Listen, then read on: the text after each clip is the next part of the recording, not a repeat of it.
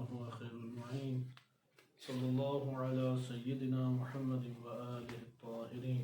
اللهم صل على محمد وآل محمد.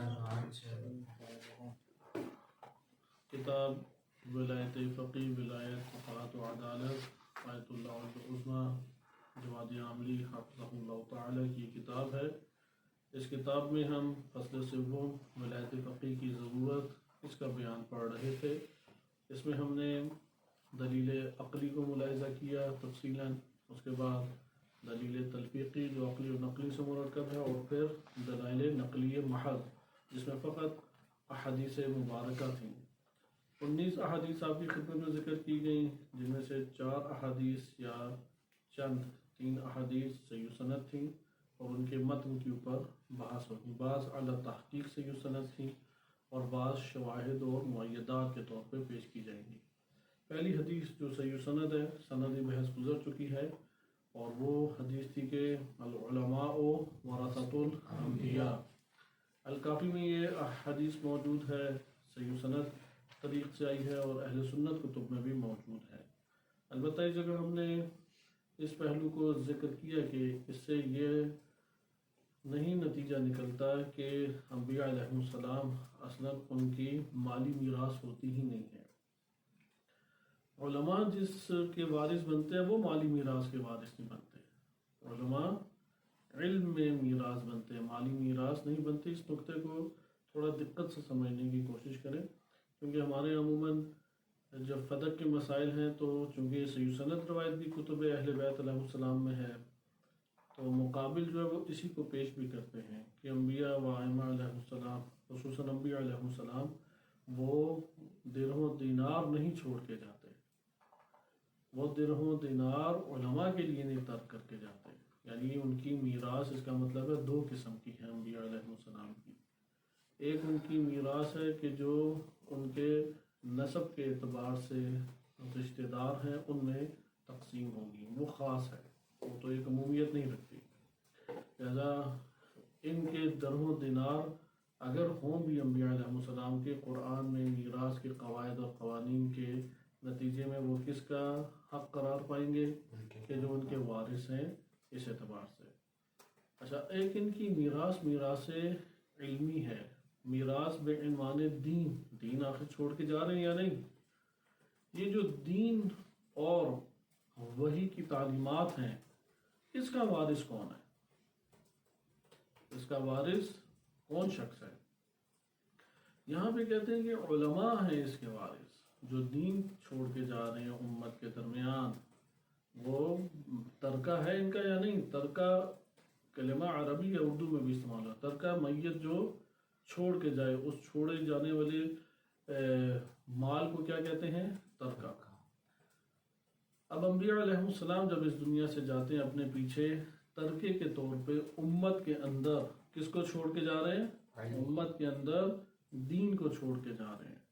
امت کے اندر وحی کی تعلیمات کو چھوڑ کے جا رہے ہیں. امت کے اندر ان تعلیمات کے نتیجے میں جو قوانین اور نظام ہے اسے چھوڑ کے جا رہے ہیں. یہ میں دوبارہ تکرار کر دوں کیونکہ یہ مطلب ہمارے لیے علماء ورثۃ الانبیاء اس کو کھول کے بیان کر دیتا ہے. علماء مالی وارث نہیں بنتے. مالی وارث تو ان کے ورثہ ہیں جو نسب کے اعتبار سے ہیں، ان میں تقسیم ہو جاتی ہے. امت کے درمیان وہ کون سی میراث ترک کر کے جاتے ہیں؟ ایسا نہیں ہے کہ اصلاً کوئی میراث ترک ہی نہیں کر کے جاتے. اس لیے یہ سوال ہم نے خود اشکال کی صورت میں کیا کہ جو خلیفہ اول حضرت ابوبکر کی جانب سے حدیث بیان کی گئی کہ انبیاء اپنے پیچھے کوئی مال نہیں چھوڑ کے جاتے، وہ جو چھوڑ کے جاتے ہیں وہ کیا ہوتا ہے؟ صدقہ. وہ صدقہ ہے. اگر وہ صدقہ ہے تو وہ جو مال ہے وہ تو آپ خود ہی کہہ رہے ہیں کہ کسی کا بھی وارث نہیں بنا کے گئے. ایک طرف کہہ رہے ہیں کسی کو وارث نہیں بنا کے گئے. اب جب کسی کو نہیں بنا کے گئے کہ لا نورث ما ترکناہ یا لا نورث ما ترکناہ، کہ جو ہم ترک کرتے ہیں اس کا کوئی وارث نہیں ہوتا. یہ صرف رشتہ داروں کے بارے میں ہے یا سب کے بارے میں ہے؟ ادھر اطلاق پایا جاتا ہے یا نہیں؟ لا نورث کے یا لا نورث کہیں کہ مختلف اعراب گزاری کی گئی ہے. اس میں میراث کے ورثہ کے بارے میں ادھر اطلاق پایا جاتا ہے یا نہیں؟ اگر اطلاق پایا جاتا ہے تو امت کو بھی شامل ہوگا یا نہیں ہوگا؟ یقیناً امت کو بھی شامل ہے۔ تو وہ تو حدیث یہ بیان کر رہی ہے کہ ہم جو ترک کر کے جاتے ہیں وہ اس کا وارث کوئی بھی نہیں ہوتا، نہ امت میں ہوتا ہے نہ رشتہ داروں میں ہوتا ہے۔ اگر امت میں بھی اس کا کوئی وارث نہیں ہے تو پھر اس کی حیثیت کیا ہے؟ کہتے ہیں وہ صدقہ ہے۔ اگر وہ صدقہ ہے تو کون سا صدقہ؟ صدقے کی ایک اصطلاح ہے اردو زبان میں، پاکستانی زبان میں، کہ ساری مشکلات، امراض، بیماریاں بلائیں وہ سر پہ پھیر کے یا ہاتھ لگا کے پیسے میں منتقل کی جائیں۔ اب وہ پیسہ جو ہے اس سے بیماریاں کس کے معدے میں جا کے ختم ہو جائیں گی؟ وہ غریب کا معدہ ہے، اسے کھلا دیں۔ اس کو پاکستانیوں نے صدقہ نام دیا ہوا ہے۔ یعنی غریب کا معدہ ایسا بل پروف معدہ ہے، اس میں جو مرضی آپ بیماریاں ڈال دیں وہ اس میں ہضم ہو جاتی ہیں، پھر غائب ہو جاتی ہیں۔ یہ تو صدقہ نہیں ہے قرآن اور احادیث مبارکہ میں موجود صدقہ۔ صدقہ وہ ہوتا ہے کہ جو ایمان کی صداقت کی علامت بن جائے، اللہ کی راہ میں ایسا مال جو خلوص کی بنیاد پہ دیے جائے اور انسان کے ایمان کی صداقت کی گواہی دے کہ صدق ایمان کی نشانی قرار پائے۔ تو یہاں پہ جب صدقہ ہے تو اس سوال یہ پیدا ہوتا ہے پھر امت پہ کیسے حلال ہو گیا؟ وہ بیت المال کا آپ حصہ بنا کے مسلمانوں کے اوپر جو خرچ کرتے ہیں تو وہ تو مسلمان وارث نہیں تھے جو ان کو آپ دے دیں مال، وہ تو آپ مسلمانوں کی امور پہ خرچ نہیں کر سکتے، نہ ان کی در و دیوار پہ، نہ ان کے محلے اور روڈ، اور نہ ہی ان کے خانوادوں کے اوپر نہیں کسی کے اوپر بھی نہیں خرچ کر سکتے۔ لہٰذا یہ کس طریقے کا صدقہ ہو گیا؟ ایک طرف کہہ رہے ہیں کہ کوئی وارث نہیں ہے، دوسری طرف سے امت کو وارث کے طور پہ لے کے آ رہے ہیں اور ان تک وہ مال بھی پہنچا رہے ہیں۔ اس لیے اس کا یہ مطلب ہے کہ مکتب اہل بیت علیہ السلام میں تو یہ حدیث نہیں قبول، اگرچہ یہ حضرت ابوبکر اور ان سے جو وابستہ گروہ تھا اس گروہ کے افراد نے اس کو شدت کے ساتھ بیان کیا، اور اس اساس کے اوپر جناب سیدہ علیہ السلام کے گھر کی وہ پولیس والی تفتیش بھی کی کہ ہر چیز کھنگال کے اٹھا کے پھینکی، تلاش کی اور اس سے مال، اموال، اسلحہ لے گئے، اور اس کی بنا پہ جناب سیدہ علیہ السلام کے جو مدینہ میں اور فدق میں جو اموال تھے یا خیبر کا جو خمس ان کا بنتا تھا، اس طرح سے 3-4 اموال بنتے تھے، فدق نہیں بنتا تھا، 3-4 اموال بنتے تھے، سارے قبضے میں لے گئے۔ کہا کہ آئے تو بالآخر رسول صلی اللہ علیہ وسلم کی جانب سے ہیں، تو اس طرح سے وہ سارے اموال ان سے سلب کر لیے گئے، ضبط کر لیے گئے، اور اس حدیث کو سرنامہ قانون قرار دیا گیا اپنے دور میں۔ مکتب اہل بیت علیہ السلام اور جناب سیدہ علیہ السلام کا موقف شدید اس کے مخالف تھا۔ قرآن کریم کی آیات سے انہوں نے استدلال کیا کہ وہ امت کے درمیان مال اور دینار کو وارث قرار نہیں دے کے جاتے، کیونکہ امت تو درہم اور دینار کی نہیں وارث بن سکتی۔ اگر کوئی ڈالر اور پاؤنڈ نکل آئے تو وہ ڈالر اور پاؤنڈ امت تھوڑی ان سے لے گی، کیونکہ امت کا نبی کے ساتھ جو رشتہ اور تعلق ہے وہ تعلق نبوت، امامت، ولایت، ان اعتبارات سے ہے، تو انہی اعتبارات سے پھر وہ میراث بھی قرار پائے گی۔ لہذا العلماء ورثۃ الانبیاء، اس کو اگر ہم نے سمجھنا ہے دلالت کے اعتبار سے، سندی بحث نہیں حدیث کے معنی پہ بحث ہے، علماء کو سمجھنا ضروری ہے، انبیاء کو سمجھنا ضروری ہے، اور وراثت کو سمجھنا ضروری ہے۔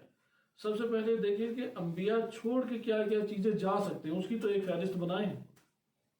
انبیاء علیہ السلام گھر بار، اولاد، نسل، درہم، دینار، یا آج کی زبان میں اگر بول لیں ہم تو کہہ سکتے ہیں کہ ڈالر، پاؤنڈ اور یہ چیزیں چھوڑ کے جا سکتے ہیں۔ اگر آپ اس کو قرار دیتے ہیں تو ادھر سوال یہ پیدا ہوتا ہے کہ اور کچھ بھی انبیاء علیہ السلام نے چھوڑا یا نہیں؟ ہم کہیں گے ہاں ایک اور فہرست بھی چھوڑی، وہ ہے دین ہے، وہ ہے وحی کی تعلیمات ہیں، وہ نیک سیرتی ہے، اعلیٰ اخلاق ہے، تعلیمات کی اساس کے اوپر قائم کردہ قانون اور یعنی جاری شدہ قانون اور نظام ہے، یعنی دین کو اجرائی طور پر ڈھال کے نظام کی صورت میں چھوڑ کے جا رہے ہیں۔ یہ ہم اس کو ایک اور زبان میں بند کر سکتے ہیں۔ انبیاء علیہ السلام امت میں تعلیمات کے ساتھ ساتھ اجرائی مرحلے میں بھی اس کو لاتے ہیں، اور اجرائی مرحلے میں جب لائیں گے تو نظام کے بغیر اجرا ہو سکتا ہے؟ کبھی بھی نہیں ہو سکتا. آپ نے ایک جوس نکالنا ہو تو اس کے لیے سسٹم کی ضرورت ہے. اگر آپ نے افراد کی سلیکشن کرنی ہے تو سسٹم کی ضرورت ہے. ہر چیز سسٹم کے ذریعے سے اجرا ہوتی ہے. سسٹم کے بغیر کوئی چیز اجرا ہو سکتی ہے؟ اگر کوئی شخص یہ کہے کہ سسٹم کے بغیر کوئی چیز اجرا ہو سکتی ہے تو آپ یہ سمجھ لیں کہ یہ بالکل ہی ادنا سے عقل و شعور کا بھی مالک نہیں ہے. سسٹم کے بغیر، نظام کے بغیر کچھ کسی چیز کا بھی اجرا نہیں ہو سکتا. ہمارے پاس ممبر سے تاریخ اور سیرت اس طریقے سے بیان کی گئی ہے کہ جس میں ان کی تمام کے تمام افعال و سیرت و اسوہ کاملہ کے جو نمونے ہیں اسے نظام سے کاٹ کے دکھایا گیا ہے. اب یہ جس نے نظام سے کاٹ کے دکھایا ہے یہ اس کی خطا ہے، نہ کہ ان ہستیوں کے نے نظام کو قبول نہیں کیا یا نظام کی صورت میں متعارف نہیں کرایا. خطبہ فدق میں جناب زہرا سلام اللہ علیہ انہوں نے بیان کیا کہ ولایت کیا ہے؟ نظام للمسلمین ہے، مسلمانوں کے سیاسی نظام کا نام ہے. بہرحال ہر چیز کے لیے نظام کی ضرورت ہے، وَإِلَّا اجرا نہیں ہو سکتی. اگر آپ اسے نظام سے ہٹ کر اجرا کریں گے کیا ہو جائے گی؟ وہ چیز ضائع ہو جائے گی. آپ نظام سے ہٹ کے ایک جگہ پہ افراد کو نیک مقصد کے لیے رکھ دیں، مثلا مسجد بنائیں، کوئی نظام اندر نہ رکھیں اور کہیں گے جس نے نماز پڑھنی ہے پڑھے، بقیہ کوئی اس کے لیے قید و بند نہیں ہے، سونا سوئے کھانا کھائے. کچھ عرصے کے بعد وہ کیا بن جائے گی جگہ؟ وہ کھانے پینے کے لیے ایک پبلک پلیس بن جائے گی، مسجد ہی نہیں رہے گی. اور اگر آپ نے کسی قسم کا سسٹم نہیں رکھا تو سب سے پہلے جو چیزیں غائب ہوتی ہیں وہ کون سی ہیں؟ لاؤڈ سپیکر غائب ہو جائے گا، پنکھا بھی غائب ہو جائے گا، قالین غائب ہو جائیں گے. ہر جگہ پہ ایسا ہی ہے. حتیٰ کہ یورپ کے اندر بھی آپ چلے جائیں، وہاں پہ بھی کوئی نگران ہوتا ہے کہ جو گرجا گھر کو سنبھالتا ہے، مسجد کو سنبھالتا ہے، اس کی ایک پوری نگرانی اور نگہداشت کی ضرورت ہوتی ہے. نگہداشت کے بغیر تو نہ کوئی گھر سالم رہتا ہے نہ کوئی اور جگہ سالم رہتی ہے. بہرحال ہم یہ کہہ سکتے ہیں انبیاء علیہ السلام کے پہلے میراث نبوت اس کا تعین کریں. مالی میراث جو ہے وہ قرآن کے قوانین کے تحت ان کے عزیز رشتہ داروں میں تقسیم ہوگی. امت کے ساتھ جو ان کا رابطہ ہے، امت کے ساتھ رابطے میں وہ جو امت کے درمیان چیزیں چھوڑ کے جا رہے ہیں وہ الہی کتاب ہے، وہ وحی کی تعلیمات ہیں جو حدیث کی صورت میں یا سیرت کے نمونے کی صورت میں ہمارے سامنے آتی ہیں. اور اگر اس کو آپ اگلے مرحلے میں داخل کریں، کیونکہ یہ تو بیان کا مرحلہ ہو گیا، بیان کے بعد عملی میدان کا مرحلہ آتا ہے یا نہیں، اجرا کا مرحلہ آتا ہے یا نہیں. اجرا کے مرحلے میں نظام پہلے ہے پھر اجرا ہے، نہ کہ اجرا پہلے ہو جائے گا اور نظام کوئی نہیں ہے آپ کے پاس. آپ نے حتیٰ کہ اگر ایک چھوٹے سے دینی امر کو کسی جگہ کے اوپر جاری کرنا ہے، مثلا کہ میں افطاری کراؤں، افطاری کرانے کے لیے آپ کوئی نظام بنائیں گے نہیں، یہاں مہمان بیٹھیں گے، یہاں پہ جوتے رکھیں گے، اس ٹائم کھانا کھولیں گے، اس ٹائم نماز پڑھائیں گے، پھر کیلنڈر اس کا بنا ہونا چاہیے یا نہیں. اجرائی نمونے میں آپ دیکھیں گے کہ نظام پہلے آپ متعارف کرائیں گے. نظام کے بغیر اجرا کیسے کریں گے آپ؟ عقلی طور پہ یہ محالات میں سے ہے کہ آپ نظام کے بغیر اس دنیا میں اجرا کر لیں. ہم ابھی تک جس نقطے کو پڑھ سکے تھے وہ دوسرا نقطہ تھا، کیونکہ ٹوٹل 14 نکات بیان کیے ہیں. ہمارے پاس جو تقریباً 6 یا 7 نکات، 14 میں سے 6 یا 7 نقطوں تک اسی ایک حدیث کی انہوں نے تحلیل ذکر کی ہے. 6-7 نقطوں تک اسی حدیث کی ہم پہلے 2 پڑھ چکے ہیں. آج تیسرا نقطہ آپ کی خدمت میں بیان کیا جائے گا، کیونکہ علماء 6 نقطے میں علماء کی انہوں نے تشریح کیا علم سے کیا مراد ہے. عرفاء اس کو اس طریقے سے لیتے ہیں، العلماء ورثۃ الانبیاء، کہ انبیاء علیہ السلام کا علم وحی تھا، لہذا ان کا وارث بھی وہی عالم بنے گا جس کے پاس علم وحی ہے. علم وحی جو ہے ایک علم کسبی ہے جو آپ حاصل کرتے ہیں، ایک علم وحی ہے جو آپ حاصل کرتے ہیں. یقیناً ائمہ اطہار علیہ السلام کے پاس علم وحی تھا، اس طور پہ ائمہ علیہ السلام انبیاء علیہ السلام کے وارث قرار پائیں گے. نمبر 2، انبیاء ائمہ علیہ السلام کے بعد بعض ایسی ہستیاں ہیں اگرچہ معصوم نہیں ہیں لیکن ان کے پاس بھی علم کسبی ہونے کے ساتھ ساتھ وحی علم بھی ہے. مثلا جناب زینب علیہ السلام انہیں غیر عالمہ غیر معلمہ کہا، اب یہاں پہ ہم کہیں گے کہ ہاں علم کے اعتبار سے انبیاء کے وارث بن سکتی ہیں. اس سے آگے وہ امت کے علماء کہ جو ایسی خصوصیات پیدا کرنے میں کامیاب ہوئے کہ علم وہابی کو لے سکے، جیسے قرآن کا اتقوا اللہ ویعلمکم اللہ، یا قرآن کریم میں سورہ کہف میں تذکرہ آتا ہے وَآتَيْنَاهُ عِلْمًا وَعَلَّمْنَاهُ مِن لَّدُنَّا عِلْمًا.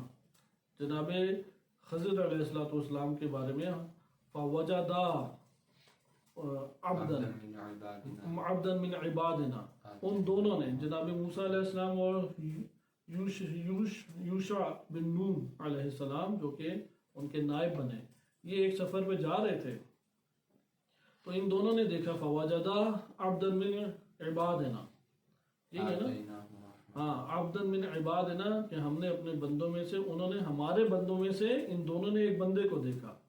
اس بندے کی خصوصیت کی تھی جس کو دیکھا، کیونکہ قرآن نے نام ذکر نہیں کیا، روایات آ کے کہتے ہیں جناب خضر علیہ السلام تھے. وہ اس کی خصوصیت یہ تھی کہ وَآتَيْنَاهُ رَحْمَةً من عندنا، اور ہم نے اپنی جانب سے ان کو رحمت عطا کی. وَعَلَّمْنَاهُ مِن لَّدُنَّا علما، اور ہم نے اپنی جانب سے علم عطا کیا. ادھر اللہ نے اپنی جانب سے انہیں علم دیا جناب خضر علیہ السلام. پھر اب جناب خضر علیہ السلام اور موسیٰ علیہ السلام، ادھر موسیٰ علیہ السلام نے جناب خضر علیہ السلام سے درخواست کی، اور پھر آگے کے سفر میں جاری رکھنا چاہتا ہوں.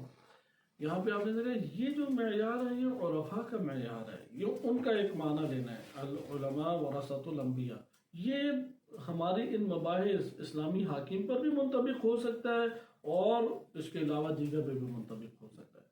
لیکن العلماء ورثۃ الانبیاء اسلامی حاکم کے اعتبار سے اگر ہم اس کا جائزہ لیں، کیونکہ عرفاء کی بات ان کے اپنے دائرے کی حد تک ہے، ہم اس حدیث کا جائزہ لیں گے اس کے ظاہر کلام اور اصول فقہ کے قواعد کی جہت سے، فقہی نقطہ نظر سے ہم اس کا جائزہ لے رہے ہیں. اس لیے آپ نے میراث دیکھی، میراث ہے قرآن، اگر آج کے دور میں بات کریں میراث ہے احادیث مبارکہ و سیرت رسول صلی اللہ علیہ وسلم. نمبر 3 میراث ہے اجرائی طور پہ جو نظام انہوں نے متعارف کرایا ہے امت کے درمیان، قوانین اور اجرائے قوانین کی صورت میں جو نظام متعارف کرایا، یہ کیا ہے؟ میراث. یہ جب بات آپ کی خدمت میں ذکر ہو گئی تو یہاں پہ یہ تیسرا نقطہ ذکر کرتے ہیں کہ دین اسلام میں، کیونکہ دوسرے نقطے میں 8 پوائنٹ تھے، وہ 8 پوائنٹ آپ سابقاً پڑھ چکے ہیں، اور یہ جو چند نکات ذکر کیے ہیں یہ در حقیقت مجموعی طور پہ ہمارے اس حدیث سے تعلق رکھتے ہیں. تیسرے نقطے میں بہت اہم بات ذکر کی. قرآن کریم میں انبیاء علیہ السلام کا جو عنوان استعمال ہوا ہے وہ ہر جگہ یکساں صورت میں نہیں ہے.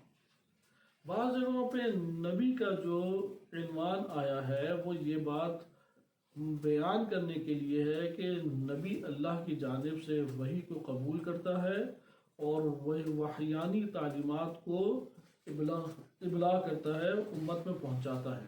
بعض آیات تو یہ بات بیان کرتے ہیں. اس کو ہم کہہ سکتے ہیں کہ نبی کی حیثیت معلم اور مبلغ کی حیثیت سے قرآن نے بیان کی ہے. داعی الی سبیل الہی، صحیح، اللہ تعالیٰ کے راہ کی طرف داعی ہے، دعوت دینے والے ہیں. بس یہ پہلا ہمارے پاس نبی کا عنوان قرآن کریم میں کس معنی میں آیا ہے؟ معلم، مبلغ و داعی، یہ 2 معنی میں، اس کا قطعاً انکار نہیں ہے. معلم کیا مطلب؟ کہ نبی نے تعلیمات اللہ سبحانہ و تعالیٰ سے لیں اور لے کے اب وہ تعلیم دے گا، یعنی اللہ سے براہ راست لیں، یا اللہ تعالیٰ نے جو نظام وحی کے پہنچانے کا جناب جبریل علیہ السلام کو بھی واسطہ قرار دیا، یا اس کی ایک تشریح اپنی بنتی ہے کہ وہ کیا اللہ اور نبی کے درمیان وہ کیا نظام ہے، وہ ابھی ہمارے پیش نظر نہیں. لیکن یہ ہمیں معلوم ہے اللہ تعالیٰ کی جانب سے نبوت جو ہے وہ ملی نبی کو. اب نبی کی امت میں وظائف، ہم یہاں سے شروع ہیں. اب اس سے پہلے والا مرحلے کا انکار نہیں ہے، وہ اپنی جگہ موجود ہے. بعض اوقات سننے والا یہ قرار دیتا ہے کہ یہ تو دیکھیں وہ قائل ہی نہیں ہے کہ اللہ نے ان کو نبوت دی. یہ اپنی جگہ مسلمات میں سے ہم چونکہ نبی اور امت کے درمیان کے رابطے کو پڑھ رہے ہیں، لہذا نبی کو نبوت ملی. اب نبی کا جو عنوان آ رہا ہے، یعنی جہاں جہاں کلمہ نبی و انبیاء آیا ہے اس جگہ پہ یہ والا معنی یقیناً موجود ہے کہ وہ معلم اور مبلغ ہیں، ہادی ہیں. معلم ہے، مبلغ و داعی ایک ہی معنی ہے. تیسرا معنی آپ کیا کر لیں؟ ہادی ہیں، یعنی بشیر و نذیر ہیں. صحیح ہے، ہادی ہیں وہ. یہ ایک مرحلہ ہو گیا. اگلا مرحلہ اسی وقت کہ جب قرآن کریم نبی کا عنوان ذکر کر کے، رسول کا عنوان ذکر کر کے، ان کے نبی اور رسول ہونے یا صاحب شریعت ہونے، بعض رسولوں کے صاحب شریعت ہونے کی طرف اشارہ کر رہا ہے، ان کے مبلغ، معلم، ہادی، بشیر، نذیر، ان کے ہونے کا جب اشارہ کر رہا ہے، اسی وقت ایک اور امر بھی نبی ہی کے عنوان سے ذکر کیا گیا ہے، اور وہ کیا ہے؟ رہبریت امت. اگرچہ کلمہ نبی ہے لیکن مقصود اس جگہ پہ کیا ہے؟ امت کی رہبریت، امت کو ادارہ کرنا، امت کو چلانا. بالخصوص امت کے اندر ظالم اور جابر اور سرکش جو عناصر ہیں اس کے خلاف قیام کرنا. اچھا، اب اگر اس جگہ پہ نبی کی یہ ذمہ داری بنتی ہے تو یہاں پہ نبوت کا عنوان نبی ہونے کے اعتبار سے مہم ہے، یا یہاں پہ ایک اور وظیفے کی طرف اشارہ، اور وظیفہ وہ سربراہی ہے پوری کی پوری امت کی. کیونکہ جو عنوان نبی کا موجود ہے اس عنوان کے تحت خلافت بھی قرار پائے گی. صحیح؟ مثلا ایک دروازہ تو بند ہو گیا نبی صلی اللہ علیہ وسلم کے بعد، اور وہ کیا؟ خاتم الانبیاء و رسول علیہ السلام. انبیاء و رسول علیہ السلام اب نہیں کوئی نبی آ سکتا. صحیح ہے؟ تمام انبیاء کے خاتم قرار پائے اور رسولوں کے خاتم قرار پائے. وحی تشریعی کا سلسلہ بند ہو گیا. اسے کیا نام دیا جاتا ہے؟ وحی تشریعی کا سلسلہ بند ہو گیا. اب شریعت کو لے کے کوئی وحی ہمارے پاس نہیں آئے گی. کل وحی کا سلسلہ بند نہیں ہوا. صحیح؟ وحی کے ہمارے پاس مدارج ہیں، مراتب ہیں. الہام انہیں میں سے ایک ہے کہہ سکتے ہیں. یا گفتگو فرشتے کرتے تھے ایسا، یعنی وحی بے معنی شریعت کے عنوان سے جو وحی ہے اس کا سلسلہ بند ہو گیا. اس لیے آپ کہیں گے نہیں وحی ہوتی ہی یہی ہے بس، اور کوئی ہوتی نہیں، یعنی فرشتہ آتا ہی تب ہے جب اس نے وحی لانی ہو. تو یہ بات درست نہیں ہے. فرشتہ وحی کے یعنی یہ تشریعی جو ہے تعلیمات، اس کے علاوہ بھی بہت ساری باتیں لے کے آتا ہے. بہرحال شریعت کا دروازہ بند ہو گیا، نئی شریعت نہیں آئے گی. نبی صلی اللہ علیہ وسلم کی شریعت محمدی یہ آخری شریعت قرار پائی. اس کے بعد اب جو وظائف تھے انبیاء علیہ السلام کے، ان وظائف میں نیابت کا سلسلہ چلے گا. جو وظائف انبیاء علیہ السلام تھے، مثلا نبی کا ایک وظیفہ کیا تھا؟ معلم. اب علماء معلم قرار پائیں گے. نبی کا ایک وظیفہ مبلغ تھا، مبلغ علماء قرار پائیں گے. نبی کا ایک وظیفہ ہدایت تھا، ادھر علماء ہدایت کے امور کو انجام دینا، وارث کے طور پہ ذمہ داری ان کے قرار پائے گی. اسی طرح وہی کی نبی کی ایک ذمہ داری سربراہی تھی امت کی. اگر امت کی سربراہی مد نظر نہ رکھی جائے تو پھر یہ ساری کی ساری معلومات اور تعلیمات کے لانے کا آخر نتیجہ کیا ہے؟ ایسا یہاں پہ پہلے اس امر کو ہم محکم کر لیں. چوتھے پوائنٹ پہ اسی بات کا جائزہ لیں گے جو آخر میں عرض کیا ہے. اس لیے تیسرے امر میں انہوں نے یہ ذکر کیا ہے کہ بعض احادیث ہمارے پاس جو منقول ہیں یا آیات ہمارے پاس جو منقول ہیں اس میں اگرچہ عنوان ہے نبی اور رسول کا، اور اس میں اگر ہم تحلیل کریں تو ہم یہ کہہ سکتے ہیں مفہوم کے اعتبار سے یا عرفانی تحلیل کے اعتبار سے ہم ولایت کو نبی اور رسول کے منصب سے اس طور پہ مفہومی طور پہ جدا کر کے سمجھ سکتے ہیں. لیکن یہ یاد رکھنا چاہیے کہ جو بھی امت کا سربراہ بنے گا وہ اللہ تعالیٰ کا ولی ہے، اس معنی میں کہ اللہ کے قریب ہے. اس میں تقوی اور عدالت اور یہ شرائط ہونا ضروری. یہ بات تو ختم ہوگی. اب اس کے بعد کہتے ہیں کہ نبی اپنے خاص معنی کے باوجود، نبی کا معنی نہیں تبدیل کر رہے ہم، لیکن نبی کا اپنے خاص معنی رکھتے ہوئے بھی قرآن کریم میں بعض ایسی آیات موجود ہیں اور احادیث مبارکہ میں بعض ایسی احادیث معتبرہ موجود ہیں کہ نبی کا عنوان اپنی جگہ پر اسی خاص معنی میں باقی ہے کہ اللہ سے وحی لینے والی ہستی یا اتنی بلند ذات کہ جو اللہ تعالیٰ سے وحی لے، اس کے ساتھ ساتھ وہ راہبریت کی صفت کی طرف اشارہ کر رہی ہے۔ وہ آیات اور روایات کیا کر رہی ہیں؟ راہبریت کی، امت کی راہبریت، امت کو ادارہ کرنا، امت کو منظم کرنا، لے کے چلنا، ان کے امور کو چلانا، اس کی طرف کیا کر رہی ہیں؟ اشارہ کر رہی ہیں۔ جب یہ اشارہ کر رہی ہیں تو ہم یہاں پہ دیکھتے ہیں کہ اب ان آیات کی طرف آئیں تو آپ کو معلوم ہوگا کہ اب جنگوں کا سلسلہ جب بیان کیا قرآن کریم نے، ذکر کیا انبیاء کا، لیکن یہ جنگیں کس کی خاطر ہوئیں؟ کیوں آخر مسئلہ جنگ کا پیش آ گیا ایک معاشرے کے اندر؟ ایک معاشرے کے اندر اگر خالی فٹ اصطلاحات آپ نے بیان کرنی ہے تو کئی مسئلہ ہے۔ اس ٹائم امریکہ اور برطانیہ میں کیا مدارس نہیں ہیں؟ مدارس بنانے سے تو کسی کو بھی کوئی خطرہ نہیں ہے۔ فرعون کو یہ پتا ہو کہ مجھے نہیں چھیڑیں گے، وہ کہیں گے آپ مدرسے بھی بنائیں، آپ نے عزاداری کرنی ہے وہ بھی کریں، مجالس بھی اڑیں، اس میں کیا مسئلہ ہے آپ کے لیے؟ جیسے یہاں پہ آپ نے ملاحظہ کیا کہ جنگ کا ہونا، ستمگروں کے خلاف قرآن کا بیان، طاغوت کا قرآن کا تذکرہ کرنا اور اس کے ضمن میں انبیاء علیہ السلام کا لفظ استعمال کرنا، یہ بات ہمیں بتاتا ہے کہ نبوت اپنے خاص معنی رکھنے کے باوجود ادھر ایک اور نبی کے وظیفے کی طرف اشارہ کر رہی ہے، اور وہ ذمہ داری کیا ہے؟ امت کی سربراہی۔ میں چند آیات آپ کی خدمت میں پڑھتا ہوں اور اس سے ہمارا یہ تیسرا معنی حل ہو جاتا ہے۔ قرآن کریم نے ذکر کیا نبی اولا بالمؤمنین من انفسہم، سورہ احزاب میں ارشاد باری تعالیٰ ہوتا ہے النبی اولا، کس سے اولا ہے؟ برتر ہے، بالمؤمنین، مومنین کی نسبت نبی زیادہ اولویت رکھتا ہے، کس پر؟ من انفسہم، یعنی ہر مومن کا اپنے نفس کے اوپر جو حق بنتا ہے وہ حق اس سے بالاتر حق کس کا؟ ہماری جانوں کے اوپر نبی صلی اللہ علیہ وسلم کا حق ہے۔ یہ حق سے کیا مراد ہے؟ دو طرح سے اس کی تشریح کی جا سکتی ہے۔ ایک اس کی تشریح ہمارے پاس آتی ہے جو معاشرے میں ہمیں بعض اوقات دکھائی دیتی ہے، وہ تشریح یہ ہے کہ اس سے مراد یہ ہے کہ نبی کی مرضی بس چلے گی، آپ اپنی جان کی پر اس سے زیادہ حق نہیں ہے۔ مثلا نبی کے اپنے بیٹے کو قتل کر دو، آپ قتل کر دو، نبی کہے کہ اپنی بیگم کو طلاق دے دو، آپ طلاق دے دو، آپ کے اوپر لازم ہوگا کیونکہ واجب الطاعہ ہے، آپ کے لیے اطاعت کرنا واجب ہے۔ تو کوئی سوال کرے گا جو نبی کا فیصلہ ہے وہ معقول بھی ہے یا نہیں، اسلام کے قواعد اور قوانین کے مطابق ہے یا نہیں؟ آپ کہیں گے یہ چیزیں نہ پوچھو بھائی، ہمارے اوپر تو اطاعت واجب ہے، یہ ممکن ہے کہ نہ ہو معقول، آپ کو معقول نہ لگے۔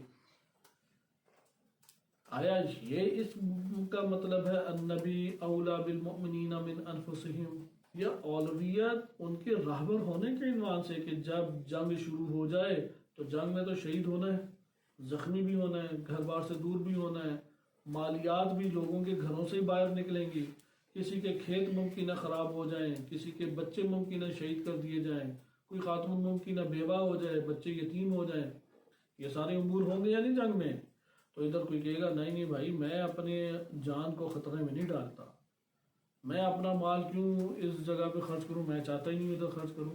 یہاں پہ قرآن آ کے کہتا ہے النبی اولا بالمؤمنین من انفسہم، یہاں پہ جب نبی کہہ دے جنگ کے لیے نکلو تو اپنی جان تم اللہ کے حوالے کر دو، یا امام علی علیہ السلام کی نہج البلاغہ میں جو تعبیر ہے خوشی خوشی اپنی جان اللہ کے سپرد کر دو۔ لیکن یہ خوشی ہوتی نہیں ہے کسی کو سوائے مومن کے۔ آج کل پریشانی زیادہ ہو جاتی ہے کہ جب اپنی جان اللہ کے حوالے کرنے پڑے تو پریشانیاں لاحق ہو جاتی ہیں۔ وہاں فرماتے ہیں کہ تم خوشی خوشی رضامندی کے ساتھ اپنی جانیں کس کے حوالے کر دو؟ اللہ کے حوالے کر دو۔ لہذا آپ نے دیکھا یہاں پہ اب مال ہے اسی طرح، کیونکہ میں کیوں خمس نکالوں، میں نے خود ہی کمایا ہے، میں نے اتنی محنت سے جمع کیا ہے، تو میں اپنی ساری جمع پونجی اٹھا کے 20% نکال کے دے دوں، یہ کیا بات ہوئی؟ النبی اولا بالمؤمنین من انفسہم، نبی اگر قاضی کے طور پہ فیصلہ کر دے فوراً اسے مان لیا جائے۔ لہذا یہاں پہ راہبریت مراد ہے، اس آیت کریمہ میں کیا مراد ہے؟ راہبریت مراد ہے۔ دوسری ہمارے پاس آیت آتی ہے وَكَأَيٍّ مِّن نَبِيٍّ قَاتَلَ مَعَهُ رِبِّيُّونَ كَثِيرٌ، کتنے ہی، نحوی طور پہ آپ جانتے ہیں، صرفی طور پہ آپ نے پڑھے، کتنے ہی ایسے نبی گزرے ہیں. کأیم من نبی، ہمارے پاس تو سب نبیوں کی آئی نہیں ہے نا باتیں. ہم نبی کا عموماً تصور جو کہ ہمارے معاشرے میں عام طور پہ ذہنوں میں پایا جاتا ہے، وہ نبی کا تصور محدود تصور ہے. اور کیا تصور ہے؟ نبی وہ ہوتا ہے جس نے اللہ سے وحی لی اور وحی کی تعلیمات لینے کے بعد لوگوں تک پہنچا دی، ختم بات. جنگ کی بات آئے تو نبی کا ذہن میں تصور آتا ہے عموماً جب وعلیکم السلام جنگی باتیں آ جائیں، جہاد کی باتیں آ جائیں تو انبیاء علیہ السلام کا ذہن میں تصور آتا ہے یا اپنے ہی طور طریقے ذہن میں آتے ہیں. یہاں پہ قرآن بیان کر رہے کتنے ہی انبیاء گزرے، کأیم من نبیین، کہ تمہارے پاس نہیں ہے اطلاع لیکن کتنے نبی گزرے ہیں. قاتلا، انہوں نے کیا کیا؟ قتال کیا، جنگ کی، شمشیر کے ساتھ، تلوار کے ساتھ، اسلحے کے ساتھ، اپنے دور کے اسلحے کے ساتھ انہوں نے جنگ کی. معہو، اکیلے جنگ کے لیے نکل گئے یا کوئی تھا ساتھ ان کے؟ ہاں، ان نبی اس نبی کے ساتھ تھا. ربیون کثیرون، وہ جو ربانی شخصیات ہے، ایک بڑی تعداد مومنین کی جو ربانی مومنین ہیں ان کی ایک بڑی تعداد ان انبیاء علیہ السلام کے ساتھ موجود تھی. یہ جو جنگ ہوئی ہے یہ ایک معاشرتی مسئلہ ہے یا نہیں؟ یہ ایک ولایت کو، امت کے امور کو ادارہ کرنے کے سے تعلق رکھتا ہے یا نہیں؟ کیونکہ اگر کسی کے گھر میں گھر بہت ساروں کے اجڑ جائیں یا فقر ادھر آ جائے، مالیات کا مسئلہ پیش آ جائے یا دشمن ادھر آ کے قبضہ کر لے، ان چیزوں کو ادارہ کرنے کی ضرورت ہے یا نہیں؟ کون اس کو ادارہ کرے؟ کس کی ذمہ داری اس دور میں لگی کہ تم یہاں پہ اس بستی کو دشمن سے بچاؤ، تم ان کے اموال اور ان کی جانوں کو آ کے منظم کرو؟ یہ کس کی ذمہ داری لگی؟ نبی کی ذمہ داری اس دور میں لگی. اگلی آیت دیکھیں کہ قرآن کریم میں ارشاد ہوتا ہے وَيَقْتُلُونَ النَّبِيِّينَ بِغَيْرِ حق، بغیر حق کے انہوں نے نبیوں کو قتل کر دیا. یہ جو نبیوں کو انہوں نے قتل کیا یہ معاشرے کے اندر ظلم و ستم کی ایک عبرتناک اور بھیانک ترین داستان ہے یا نہیں؟ کیوں انہوں نے انبیاء علیہ السلام کو قتل کر دیا؟ بس ان کا قتل کرنا ٹکراؤ کی اوپر علامت ہے یعنی حد عقل. اس آیت سے استفادہ کیا ہوتا ہے؟ ٹکراؤ تھا ان کا انبیاء کے ساتھ، اس لیے انہوں نے قتل کیا. یہ جو قرآن کی سورہ آل عمران آیت نمبر 155 ہے، سَنَكْتُبُ مَا قَالُوا، انہوں نے کہا ان قریب ہم لکھیں گے. وَقَتْلَهُمُ الْأَنْبِيَاءَ بِغَيْرِ حق، اور انہوں نے انبیاء کو کیا کیا؟ حق نہیں رکھتے تھے اور قتل کر دیا. انبیاء کو قتل کرنے کی وجہ کیا تھی؟ کیا مشکل تھی؟ آج کے دور میں ہم سوچتے ہیں نا کہ اگر ہم انبیاء علیہ السلام والی باتیں کریں تو یہ کیوں ہمیں پکڑتے ہیں، مارتے ہیں، ہمارے پیچھے ایجنسیاں پڑ جاتی ہیں، جیلوں میں ہمیں ڈالا جاتا ہے، طرح طرح کی مشکلات ہمارے اوپر ڈالی جاتی ہیں، ٹارگٹ کلنگ کر کے دہشت گردی، خودکش حملے اوپر چھوڑ دینا. کیوں ہے یہ سارا؟ اس کی وجہ کیا ہے؟ کیونکہ تاریخ میں ہمیشہ معاشرے کے اندر جب ٹکراؤ پیدا ہوا، ابھی انشاءاللہ اگلے نکات میں آ رہا ہے معاشرے میں ٹکراؤ وجود کیسے آتا ہے. اگر ہماری زندگیاں اس ٹکراؤ کے بغیر گزر رہی ہیں، اس ٹکراؤ کے بغیر گزر رہی ہیں اور راہ حق کے اوپر بھی ہم استوار ہیں اور کسی خطرے کا بھی احساس نہیں کرتے، تو ہم راہ انبیاء کے اوپر ہیں یا نہیں ہیں؟ کیا محسوس ہوتا ہے؟ یعنی ادھر اپنے جائزہ لے، محاسبہ کریں کہ میں کوئی خطرہ اپنے ارد گرد محسوس کرتا ہوں یا نہیں. اگر کوئی خطرہ محسوس نہیں کرتے تو اس کا یہ مطلب ہے وہ حق معاشرے میں اجاگر نہیں کیا کہ معاشرے کے ستمگر لوگ اپنے لیے خطرہ محسوس کریں. معاشرے کے ستمگر لوگ، کیونکہ انبیاء علیہ السلام کا ظلم اور ستم کے ساتھ، ظالمانہ نظاموں کے ساتھ، ظالمانہ قوانین کے ساتھ، ظالمانہ افعال کے ساتھ ایک ٹکراؤ، شدید ٹکراؤ کی کیفیت ہمیشہ رہی ہے. لہذا یہ آپ نے دیکھی آیت، اگلی آیت دیکھیں، یا ایھا النبی حرض المؤمنین علی القتال، اے نبی ابھاریں آپ مومنین کو جنگ کے اوپر ابھاریں. یہ جو جنگ کے اوپر ابھاریں، نبی یہاں پہ سربراہی کر رہے ہیں یا نہیں کر رہے؟ ادھر تو عملی طور پہ میدان میں اتر رہے ہیں. یہ صرف تبلیغ ہے یا یہاں پہ عملی دنیا میں ایک ٹکراؤ کیوں جنم لے رہے ہیں ان ستمگروں سے؟ کیونکہ ستمگر ایک تدبیر چاہتا ہے معاشرے کی، اور ایک تدبیر کیا چاہتے ہیں؟ انبیاء علیہ السلام چاہتے ہیں. جو انبیاء علیہ السلام تدبیر جاتے ہیں، یہ ظالم ستمگر نظاموں پہ بیٹھے ہوئے حکمران منصبدار وہ بھی یہی تدبیر چاہتے ہیں، قطن وہ تدبیر نہیں چاہتے۔ اس صورت میں ٹکراؤ ہوتا ہے۔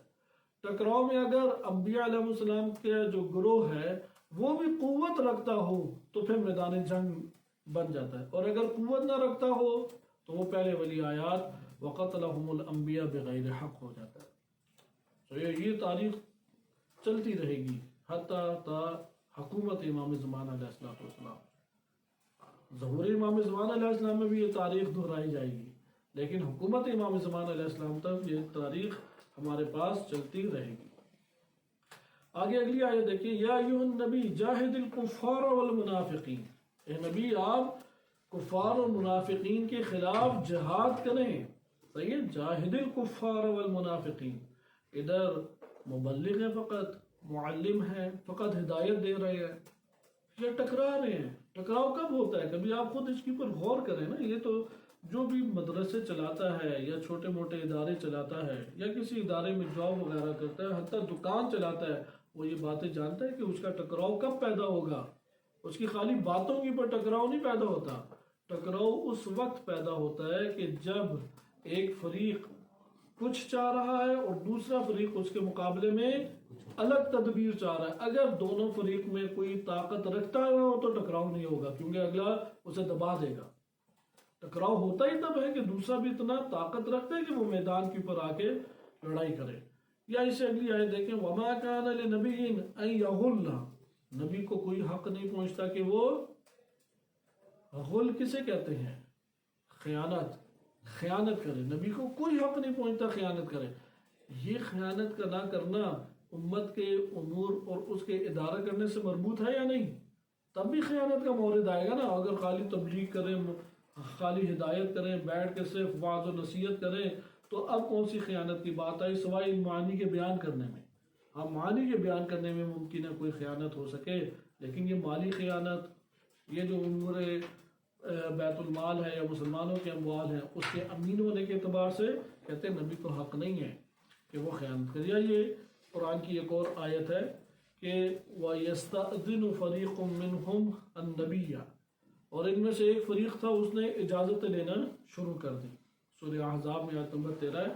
ہوتا یہ تھا اب جنگ کے لیے نکلنا ہے، ایک گروہ فریق آیا، یعنی گروہ کی صورت میں آئے، پتہ ہے کہ اکیلے بات نہیں ہو پائے گی، ایک گروہ کی صورت میں آئے اور کہا کہ یا نبی ہمیں اجازت دے دیں۔ قرآن نے اس کو قبول نہیں کیا، کیونکہ یہاں پہ ادارہ کر رہے، جب ادارہ کر رہے تو وہاں پہ دستور کی زبان چلتی ہے کہ تم جاؤ جنگ میں، تم جاؤ فلاں جگہ پہ، تم جاؤ فلاں جگہ پہ۔ یہ راہبریت کی زبان ہے، یہ ولایت کی زبان ہے۔ بس انبیاء علیہ السلام، یہاں پہ ہمارے پاس ایک نقطہ نکلا کہ انبیاء علیہ السلام مسلمانوں کے امور کی تدبیر فرمایا کرتے تھے۔ یہ ان کے وظائف میں شامل تھا کہ مسلمانوں کے یا اپنی امت کے امور کی تدبیر کریں۔ اور یہاں پہ کلمہ انبیاء جو قرآن میں رائج کلمہ ہے، اپنے خاص معنی کے علاوہ امت کی راہبریت کی صفت کی طرف کیا کر رہا ہے؟ اشارہ کر رہا ہے۔ چوتھا نقطہ کہتے ہیں کہ اگر کوئی شخص راہبریت، امت کی راہبریت اور عہدہ نبوت کے ملنے، ان میں تفکیک اور جدائی کا قائل ہو جائے، چوتھا نقطہ اسی سے وابستہ ہے۔ دیکھیں ہم ابھی پہلے حدیث کی دلالتاً بحث کر رہے ہیں کہ چوتھے نقطے میں ذکر کیا ہے کہ اگر ہم کہیں گے نہیں نبوت کا عہدہ ضروری تھوڑی ہو کہ امت کی رہبری ہو، امت کے انہوں نے حاکمیت اور ادارہ کرنا معاشرہ بھی، یہ کس نے کہہ دیا؟ کوئی جدائی کا قائل ہو جائے تو ہم اسے ایک سوال کریں گے۔ سوال یہ کریں گے، یار اچھا یہ بتاؤ کہ نبی کا ہونا ضروری بھی ہے یا نہیں؟ وہ کیا جواب دے گا ہمیں؟ ضروری ہے تو کیا دلیل ہے آپ کے پاس؟ نبی کے ہونے کی عقلی دلیل کیا ہے آپ کے پاس؟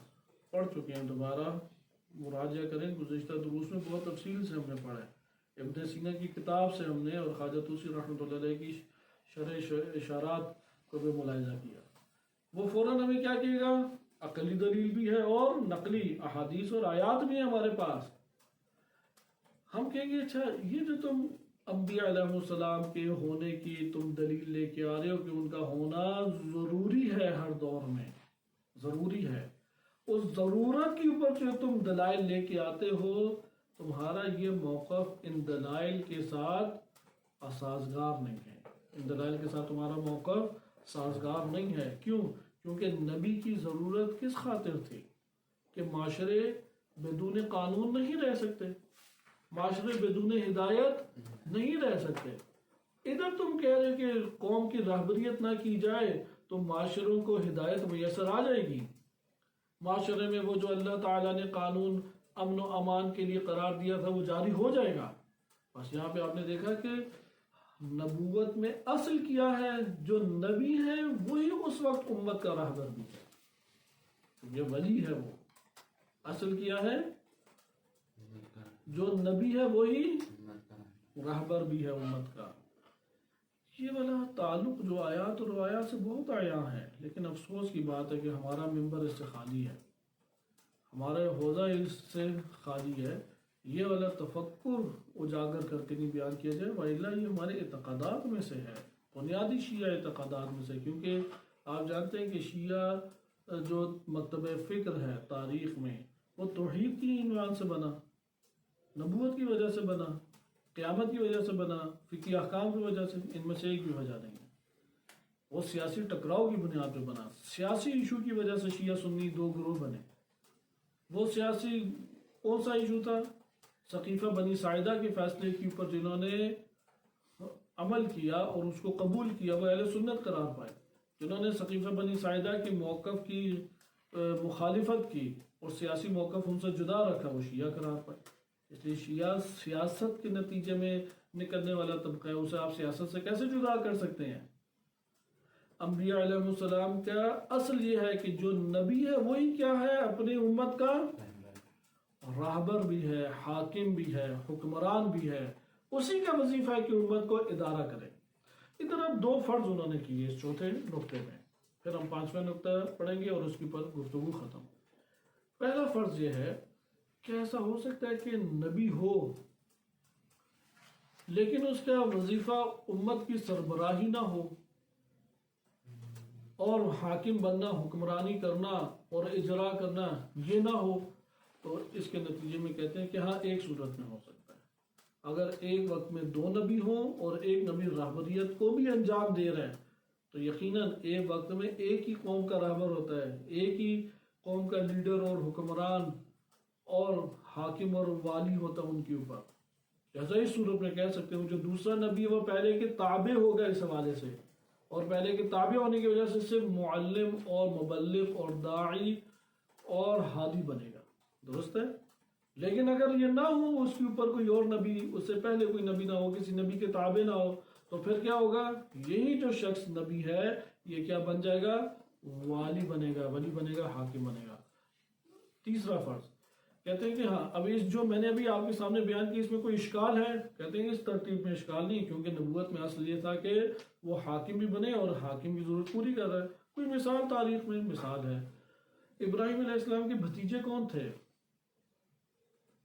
بھانجے تھے یا بھتیجے تھے؟ دو میں سے ایک تھے، حضرت لوط علیہ السلام، صحیح ہے؟ انہی کے پاس رہتے تھے۔ نمرود نے بہت کوششیں کی کہ قتل کر دیا جائے، ناکام ہو گیا، آگ میں پھینکا، دیکھا آگ ہی بجھ گئی، یعنی آگ بجھ گئی، وہ آگ سے سالم نکل آئے، آگ اپنے طور پہ جل رہی ہے۔ تو لیکن ابراہیم علیہ السلام کو آگ نے نہیں جلایا، سب نے مل کے مارنا چاہا، سب مل کے نہیں مار سکے۔ آگ انہوں نے ایسی جلائی تھی کہ اگر اوپر سے کہتے ہیں، یہ ممکن ہے مبالغہ ہو، کہتے ہیں کہ پرندہ اگر گزرے تو آپ نے کارٹونوں میں دیکھا ہوگا کہ وہ گزرتا ہے لیکن روسٹ بن کے نیچے گرتا ہے۔ تو اس قدر بڑی آگ تھی کہ منجنیق سے پھینکنے پڑی، قریب جا کے نہیں پھینک سکتا تھا کوئی، اتنی اس کی تپش تھی۔ منجنیق پہلی دفعہ جب ایجاد ہوئی ہے تو ابراہیم علیہ السلام کے لیے اس دور کے سائنٹسٹ جو تھے، سیاستدان نما سائنسدان، انہوں نے منجنیق ایجاد کی، یعنی اپنی ساری صلاحیت شیطنت کے اوپر انہوں نے لگائی۔ آج کے دور میں بھی بہت سارے سائنسدان ہیں جو سیاستدانوں کے چنگل میں پھنسے ہوئے ہیں، اسی طرح کی شیطنت کرتے ہیں۔ تو پھر آخر حل کیا ہوتا ہے؟ ملک بدر کرتے ہیں۔ جیسے امام خمینی رحمۃ اللہ علیہ کے اوپر ہر قسم کی کوشش کی، پھر شاہ نے کیا کیا؟ ملک بدر کر دیا۔ ابراہیم علیہ السلام کا ملک بدر کیا تو انہوں نے حکومت بنا لی، خطے میں سلطنت بنا لی۔ ابراہیم علیہ السلام پہلی ہستی ہیں کہ جنہوں نے تلوار سے جہاد کیا، جہاد ان کے دور میں آئے۔ تو ابراہیم علیہ السلام نے اپنے ایک علاقے میں لوط علیہ السلام کو اپنے طور پہ والی بنا کے بھیجا۔ بس لوط علیہ السلام بھی نبی ہیں اس دور میں، مبلغ وظیفہ رکھتے ہیں، تبلیغ، معلم، ہادی، یہ سارے وظیفہ، بشیر و نذیر وظیفے رکھتے ہیں، لیکن راہبریت میں کس کے ماتحت ہے؟ ابراہیم علیہ السلام کی۔ جیسا ایسی صورت ہو تو ایک جداگانہ صورت بنتی ہے۔ پھر آگے ذکر کرتے ہیں کہ ہاں اگر یہ فرض آپ کریں کہ کوئی نبی اللہ نے مبعوث کیا ہو اور وہ اکیلا تنہا نبی اس امت کے درمیان موجود ہے، وہ احکام الہیہ امت کو دے اور اجرا کی طرف توجہ نہ رکھے، ان احکام کا کیا فائدہ؟ وہ اللہ کے قوانین تو امت کو بتائے لیکن یہ درس نہ دے کہ ان قوانین کو جاری کرو، اجرائے قوانین نہ کرے۔ وہ حدود الہیہ تو امت کو تعلیم دے لیکن حدود الہیہ کو اجرا نہ کریں۔ کہتے ہیں کہ اگر یہ تصور آپ کرتے ہیں کہ احکام الہیہ بدون اجرا، قوانین الہیہ بدون تنفیذ اور نفاذ، حدود الہیہ بدون اقامہ حدود، تو یہ صورت ممکن نہیں ہے۔ کیوں؟ کیونکہ یہ اس دلیل سے ٹکراتی ہے کہ جو بتاتی ہے کہ نبی کی ضرورت ہے۔ جس دلیل کی بنیاد پہ آپ نے نبی کو ضرورت کو تسلیم کیا ہے، عقلی اور نقلی ادلہ پہ، جن ادلہ کی بنیاد پہ آپ نے نبی کی ضرورت کو تسلیم کیا ہے، اسی کے برخلاف موقف اختیار کر رہے ہیں۔ نبی کی ضرورت تھی کہ قانون جاری ہو، نبی کی ضرورت تھی کہ احکام لوگوں تک اس لیے پہنچے کہ احکام کو وہ اپلائی کریں، اختیار کریں احکام کو۔ نبی کی ضرورت اس لیے تھی کہ کوئی حدود بیان کرے تاکہ حدود جاری ہوں۔ وہ جو ہدف تھا اس کو ترک کر کے آپ نبوت کا نظریہ اختیار کر رہے ہیں۔ یہ کیسا نظریہ آپ کا نبوت کا؟ اس لیے نبی میں اصل یہی ہے کہ نبی وہ امت کا راہبر ہے، زعیم ہے۔ اس لیے انبیاء علیہ السلام زعیم امت تھے۔ پانچواں نقطہ اسی سے، وظیفہ اصلی انبیاء تدبیر امت عام از فرہنگی، سیاسی، اقتصادی و نظامی است۔ پہلی لائن اس کی کیا ہے جو آیت اللہ جوادی عاملی حفظہ اللہ تعالی نے ذکر کی ہے؟ وظیفہ اصلی انبیاء تدبیر امور امت عام از فرہنگی، سیاسی، اقتصادی و نظامی است۔ یعنی کیا ہدف کیا ہے انبیاء علیہ السلام کا؟ انبیاء علیہ السلام کا اصلی ترین ہدف کیا ہے؟ وہ امت کی اور معاشرے کی بال دوڑ سنبھالنا ہے، حکمرانی کرنا ہے، انہیں چلانا ہے۔ آپ کہیں گے کن امور میں چلانا ہے؟ تو ادھر آپ کہیں گے سیاسی امور میں بھی چلانا ہے، اقتصادی امور میں بھی چلانا ہے، نظامی امور میں بھی چلانا ہے، ثقافتی اور کلچرل امور میں بھی چلانا ہے۔ سب امور میں چلائیں گے جو ان سے وابستہ ہے۔ اور یہی وہ بات تھی کہ موسیٰ علیہ السلام جب فرعون کے پاس آئے، موسیٰ علیہ السلام کی زندگی بھی بڑی تعجب آور زندگی بھی ہے، لیکن انسان کی زندگی میں بہت ہدایت کے پہلو ہیں، سکون حاصل کر لیتا ہے انسان۔ موسیٰ علیہ السلام اپنے دور کی پارلیمنٹ میں پلے بڑے تھے۔ کہاں پلے بڑے؟ پارلیمنٹ میں اپنے دور کی۔ فرعون کے پاس پلے بڑے نا، تو اس دور کی تو پارلیمنٹ میں زیادہ نعمات ہوتی تھی، آج کے دور میں ہے۔ آج کے دور میں تو سارے کیمیکل کھلا کھلا کے وہ 1 سال میں فارغ کر دیتے ہیں، پھر میدا ہی نہیں کام کرتا۔ اس دور میں نوکر چاکر خوب ہوتے تھے، بڑے بڑے باغات بنائے ہوتے تھے۔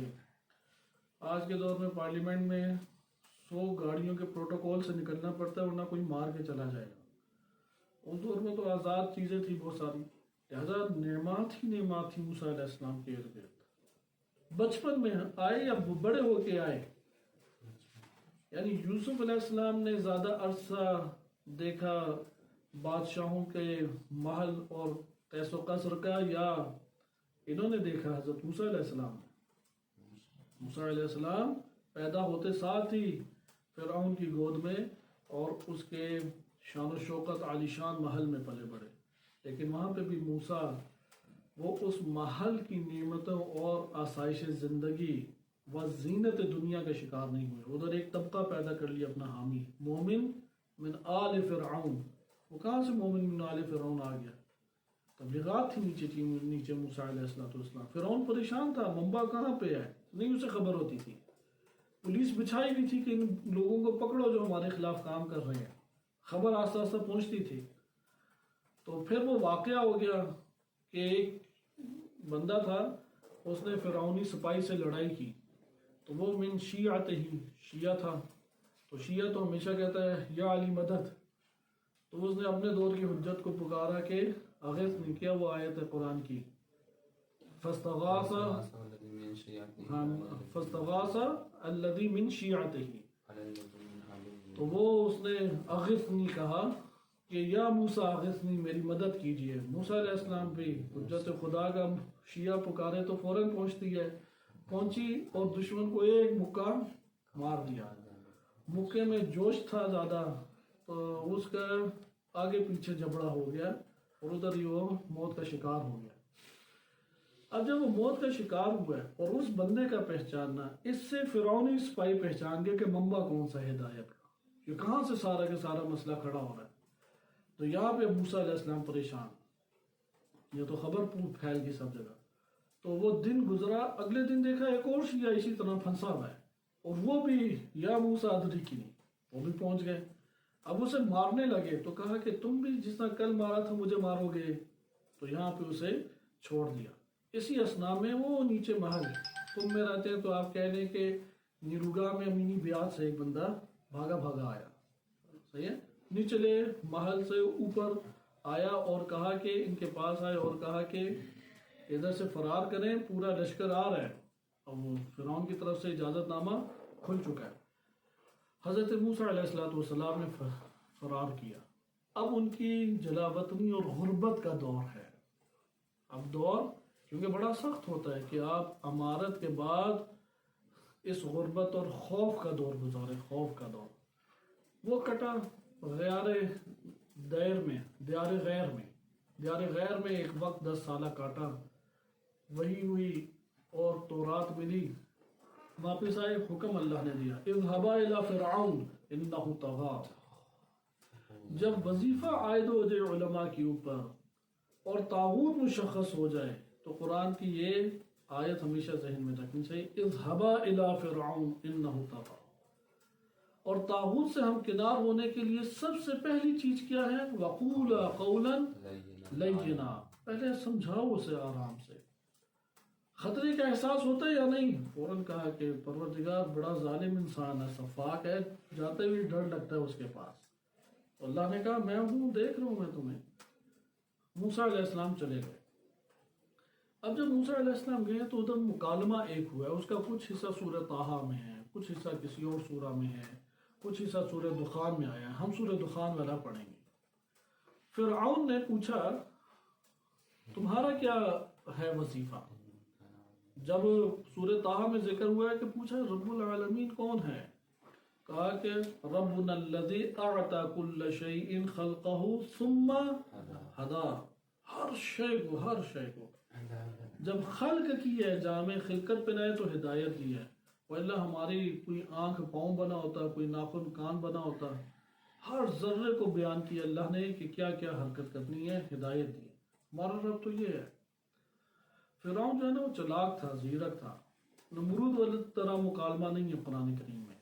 نمرود کو نقضی دلائل کے ساتھ ہی گھیر لیا جاتا تھا. صحیح، یعنی عقلی طور پہ بہت محکم نہیں تھا، چودھری ٹائپ بندہ تھا. اسے لسی پینے اور اسی طرح سے کھانے پینے سے ہی فکر ہوتی تھی اور اپنی بادشاہ چلانی ہے، یعنی ظلم و ستم پہ اس کا زیادہ زور تھا. فرعون جو ہے وہ زیرک تھا، وہ سنبھالتا تھا جگہ کو فوراً سیاست کر کے. تو اس لیے کئی مواقع آئے. بہرحال وہ بھی ظالم فاسد تھا، اس نے سارے طریقے اختیار کیے لیکن موسیٰ علیہ السلام اس کے قابو میں نہیں آئے. ادھر انہی کلام میں سے ایک آگے آیا، موسیٰ علیہ السلام سے کہا کہ تمہارا پھر کیا وظیفہ ہے؟ ادھر قرآن کریم میں آیت ہے سورہ دخان آیت نمبر 17 دیکھیں. لقد فتنا قبلہم قوم فرعون. ان سے قبل ہم نے قوم فرعون کو مبتلا آزمائش کیا. فتنا سخت آزمائش میں ڈالا. وَجَاءَهُمْ رَسُولٌ کریم. بڑا ایک نفیس بہترین رسول ان کے پاس آئے اور کیا کہا؟ ان ادوا الی عباد اللہ. اللہ کے بندوں کو میرے تک سپرد کر دو میرے.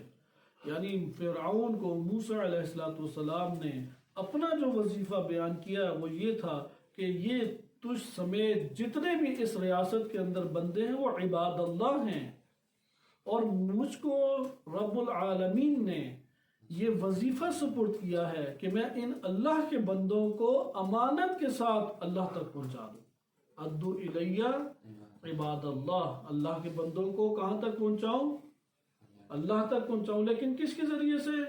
وحی کے ذریعے سے، تعلیمات وحیانی کے ذریعے سے. جب یہ فرعون نے سنا تو مبارزہ شروع ہو گیا. وہ کہتے ہیں یہ بندے تو میرے ہیں، یہ تو میرے پاؤں کے نیچے ساری نہریں بہہ رہی ہیں. موسیٰ علیہ السلام نے کہا نہیں، یہ تیرے بندے نہیں ہیں اور یہ تیری نہریں نہیں ہیں. اس نے کہا انا ربکم الاعلی، میں تمہارا عالی ترین رب ہوں. موسیٰ علیہ السلام نے انکار کیا، تو رب ہوتا تو ان کو پال رہا ہوتا، تو خود کسی کے ہاتھوں میں پل بڑھ رہا ہے، کیسے تو ان کا رب ہو سکتا ہے؟ یہ سیاسی ٹکراؤ آج بھی موجود ہے. امریکہ کہتا ہے یہ میرے بندے ہیں، برطانیہ کہتا ہے یہ میرے بندے ہیں، شیطان بھی یہ کہتا تھا یہ میرے طور طریقوں پہ چلیں گے. نہج البلاغہ میں امام علی علیہ السلام فرماتے ہیں یہ جو شیطان نے دعویٰ کیا کہ میں سب کو لے کے چلوں گا اور اغوا کروں گا، تیری راہ کی پر بیٹھوں گا، کہتے ہیں کہ یہ اس نے اٹل بچھو کہا تھا. ایسی گاڑی اردو ہے کہ بندے کو سمجھ نہیں آتی، لیکن آپ قرینے سے بھی سمجھ سکتے ہیں. یعنی اس نے ایک ویسی کہتے ہیں نا کہ شوخی بھگارنا یا یہ جھوٹے دعوے کرنا، ایک ایسی جھوٹا دعویٰ فضائی تیر مارا تھا اس نے، ہوا میں ایک تیر چھوڑا تھا کہ میں تو اغوا کروں گا. پھر امام فرماتے ہیں کہ یہ جو نادان افراد ہیں انہوں نے اس کا یہ دعویٰ سچ کر دکھایا، اور پیچھے چل کے انہوں نے یہ دعویٰ سچ کر دیا. جس طرح امریکہ برطانیہ اپنے طور پہ وہ بنتے ہیں، ان سب افراد کے اوپر حاکم یا رب بننے کی کوشش کرتے ہیں کہ یہ میرے بندے ہیں. یہاں سے سیاسی اختلاف شروع ہوتا ہے. اس لیے انہوں نے ذکر کیا کہ بندگان خدا، انہوں نے کہا کہ میرے لیے یہ امانت میرے سپرد کی گئی ہے، میں اللہ تعالیٰ کی طرف سے یہ وظیفہ رکھتا ہوں کہ یہ بندوں کو اللہ تعالیٰ تک پہنچاؤں. لیکن کس طریقے سے پہنچاؤں؟ اس کا محور کیا ہونا چاہیے؟ وہ وحی ہونی چاہیے اس کے ذریعے سے. اس لیے امین اللہ جب آپ کہتے ہیں نا، اس لیے آیت میں کیا انی لکم رسول امین، میں تمہارے درمیان ایک ایسا رسول ہوں جس کے ذمہ امانت ہے، مجھے امین بننا ہے کہ میں امانت اللہ تک پہنچاؤں. اس لیے فرعون کو کہا کہ تم اور جتنے یہ ریاست کے بندے ہیں یہ اللہ کے بندے ہیں، اس لیے ان اللہ عباد اللہ کو، بندگان خدا کو میں نے اللہ تک پہنچانا یہ میری ذمہ داری ہے. یہاں پہ دونوں میں شدید ٹکراؤ شروع ہو گیا، اور اسی ٹکراؤ میں وراثت بھی ہمارے پاس کیسے آتی ہے کہ قرآن کریم کی آیت سورہ اعراف آیت نمبر 42 عیسیٰ علیہ السلام کے بارے میں کیا فرمایا؟ مصدقا لما بین یدیہ ہے، جو ان کے سامنے یعنی موسیٰ علیہ السلام کی جانب سے جو ان تک پہنچا تھا اس کی تصدیق کرنے والی وہ کیا چیز پہنچی تھی؟ یہی ٹکراؤ پہنچا تھا. ادو الیہ عباد اللہ، اے اللہ کے بندے مجھ تک امانت سے پہنچاؤ. اسی لیے آپ زیارت امین اللہ پڑھتے ہیں. ائمہ اطہار علیہ السلام اسی نیابت میں کیا ہیں؟ امین اللہ ہیں، امانت کے ساتھ اللہ کے بندوں کو اللہ تک الہی رنگ میں ڈھالتے ہوئے، الہی نظام میں ڈھالتے ہوئے، اللہ کی راہ کے اوپر چلاتے ہوئے اللہ کے بندوں کو اللہ کے حوالے کر دیں. جیسے جمہوریت کی تعریف کی جاتی ہے نا کہ لوگوں کی حکومت لوگوں کے اوپر لوگوں کے ذریعے، معروف تعریف ہے جو آپ نے سنی ہوگی.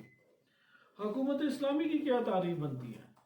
آپ کہیں کہ اللہ کی حکومت اللہ کی مملکت پہ اللہ کے بندوں پر اللہ ہی کے حکمرانوں کے ذریعے، یہ اسلامی حکومت ہے. اس کے مقابلے میں طاغوتی کیا ہے؟